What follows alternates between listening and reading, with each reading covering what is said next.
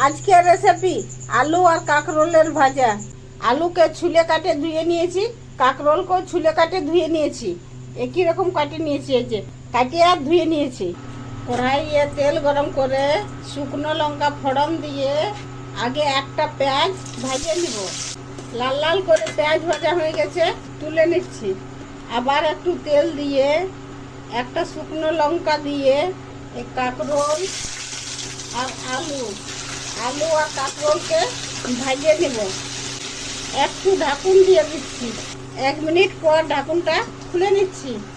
কাঁকরোল আর আলু অর্ধেক সিদ্ধ হয়ে গেছে। এরপর পরিমাণ মতো নুন দিয়ে আবার ভাজবো।